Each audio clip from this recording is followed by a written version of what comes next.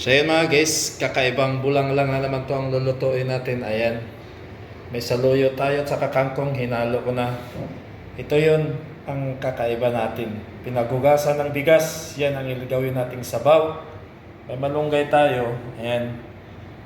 Ito yung isda na bangus, inaasinan ko lang siya, ino-overnight ko siya, linagyan ng asin. Saka ito yung okra, saka sibuyas, kamatis. Ito yung ginagawa namin doon sa isla mga guys nung unang panahon na wala pa kaming kuryente doon. Inaasinan lang namin yung isda, saka kinabukasan namin lulutuin, lagyan ng sabaw kung anong klaseng luto. So ayan siya mga guys. So ngayon, hanggang ngayon, dala-dala pa namin ang ganitong luto doon sa isla kasi masarap kasi siya mga guys.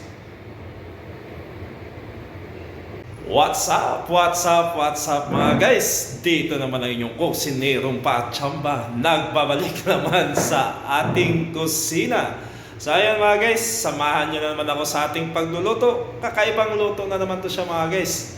Bulang lang to siya, pero kakaibang luto ng bulang lang. Kakaibang sangkap, basta bulang lang pa rin to siya mga guys. Pero tingnan nyo lang mamaya kung anong klaseng bulang lang ang lulutuin natin. So mga guys, samahan nyo na ako sa aking pagluluto ng ating kakaibang bulang lang. So ayun na mga guys, mag-umpisa na tayo pagluto. Linagay ko na tong kaserola natin. So ilagay na natin yung pinaghugasan natin ng bigas dito sa kaserola natin. Ayan, lagay na natin to, ang pinaghugasan natin ng bigas mga guys. Ayan o. Ayan na mga guys, mag-umpisa na tayo pagluto. Ayan na ang kaserola natin. Linagyan ko lang siya ng kaunting tubig mga guys para ilagay natin ditong sangkap natin yung kamatis, sibuyas. Pagkatapos mamaya, saka na natin to ihalo yung pinaghugasan natin ng bigas. Ito mga guys. Ayan. So ayan na mga guys, kumulo na yung tubig. Ilagay na natin yung sangkap natin, yung kamatis at saka sibuyas. Ito mga guys, ang kamatis natin. Ayun. Isunod natin yung ating sibuyas mga guys. Ayun. Pakuluin lang natin to siya ng maigi mga guys. Pag kumulo na to, saka na natin ilagay yung pinaghugasan natin ng bigas. So yun na mga guys, kumulo-kulo na siya mga guys. Ilagay na natin tong pinaghugasan natin ng bigas. Yan. So hintayin natin kumulo-kulo talaga siya. Saka na natin ilagay yung isda at saka gulay natin. So mga guys, ito pala yung stock ng kangkong. Hindi ko siya tinapon mga guys kasi gagamitin ko to siya mga guys. I-adobo ko din to mamaya mga guys. Sayang tong stock ng kangkong.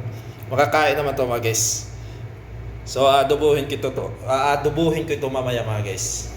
So ayan mga guys, lagyan siya natin ng patis. I-estimate lang natin paglagay ng patis mga guys. Ayan.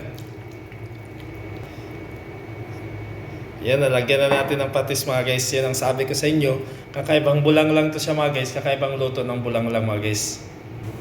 Mga guys, muntik na nakalimutan ang luya. Lagyan pala natin to ng luya mga guys. Ayan na. Muntik ka na. Buti lang naalala pa natin yung luya.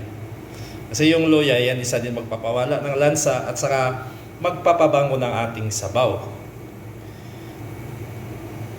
Ayan mga guys, malapit ng kumulo. Pag kumulo na ito mamaya mga guys, yung kulong-kulo na siya, ilagay na natin yung isda at saka mga gulay natin.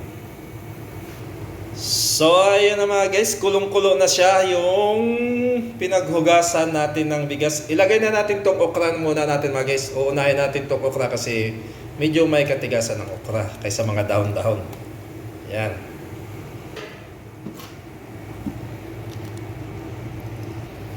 Mga guys, isunod na natin tong 2 pirasong hiniwa na bangus na inaasinan natin kagabi. In-overnight natin to siya na pag-asin. Hindi natin to siya linagay sa freezer o chiller. Nasa labas lang to siya mga guys. Ganito kami dati sa isla nung wala pa kaming kuryente. Ganito yung pagluluto namin ng isda. Paano namin siya ipipreserve. Lagyan lang siya namin ng asin. Kinabukasan saka na namin siya lulutuin. Lagyan siya namin ng gulay. Sabawan, yan siya mga guys, masarap talaga siya mga guys. Ito yung nagisna namin sa isla ng mga luto na sinunod namin ang aming mga kaninunuan. So mga guys, ilagay na natin ito mga guys. Ayan. Kung nagtaka kayo ba't hindi ko siya hinuhugasan para hindi matanggal yung lasa niya mga guys. kasi doon kumakapit ang lasa doon sa isda. Kaya hindi natin siya inuugasan mga guys. So ayan mga guys, hintayin lang natin saglit, ilagay na natin yung mga dahon-dahon natin na pansangkap. At ayan na mga guys, isunod na natin yung mga dahon nating sangkap, yung okra, hindi, yung saluyot at saka kangkong. So ayan na mga guys, lagay na natin, ayun. Pinaghalo ko na dyan ang saluyot at saka kangkong mga guys.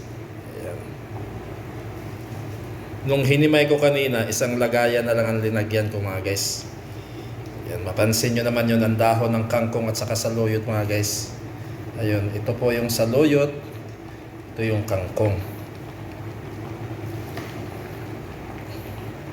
So kung tingnan ninyo parang umaapaw, pero pag naluto na to, pag makaramdam na ng init itong mga dahon, biglang huhupa lang to siya mga guys. So ayan mga guys, saglit lang, hupa ka agad. Ayan. Tayo lang natin maluto tong gulay natin. Saka na natin to hahanguin, saka titimplahan. Tikman natin kung tama na ba talaga sa lasa siya.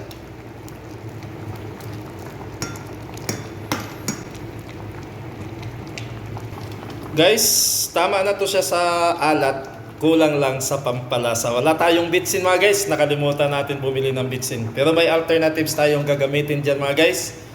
Ito yung asukal. Asukal to siya mga guys, hindi to bitsin. Naubusan kasi tayo ng bitsin, hindi nakabili. So lagyan natin ng asukal. Ito yung alternatives natin para sa bitsin. Pag-balance ng alat. So ayan na mga guys, tama na to sa timpla, tama na sa lasa. Tinikman ko na to siya, luto na din tong gulay natin. So this is it. Kain na naman. Ulam natin to siya mga guys sa pananghalian. So ayun na mga guys, isunod na natin yung ating malunggay. Ayan. So ayun.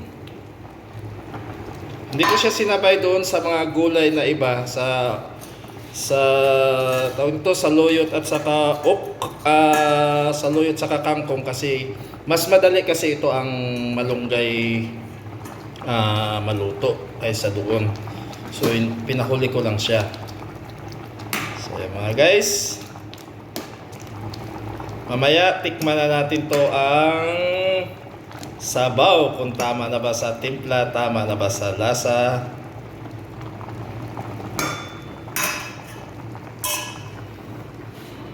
So ayun na mga guys, luto na ang kakaiba nating bulanglang. Na ipakita ko naman sa inyo kung anong mga sangkap na ginagamit natin. Ang prosedure sa pagluto ng bulanglang na ginagamit natin kakaibang ingredients, ganon pa rin sa prosedure sa pagluto ng bulanglang mga guys. Ang nakakaiba lang kasi pinaghugasan ng bigas yung ginagamit natin. So luto na to siya mga guys, tama na sa timpla, tama na sa lasa. Thank you for watching. Oops! Kung nagustuhan nyo ang video ito, don't forget to like, shares, and comments, and follow na din sa aking FB. Thank you so much! So, ayun na mga guys, luto na yung kakaiba nating bulanglang. So, maraming salamat sa walang sawa ninyong pag-suporta sa aking channel, sa aking mga kapwa OFW, sa aking pamilya, sa lahat-lahat ng nakasuporta. Maraming salamat po sa inyong lahat, sa aking mga silent viewers. Maraming salamat po sa lahat, at higit po sa lahat ang ating Panginoong Hesus. Maraming salamat po Panginoon. At dito naman nagtatapos ang ating vlog sa mga araw na ito. And kung nagustuhan nyo to ang ating recipe, paki-like na naman, paki-shares, paki-comment, at paki-subscribe ng ating channel. And this is it. Yours truly, Michael Variety Show. Saying goodbye and God bless as always. Much love. I love you. Baboos.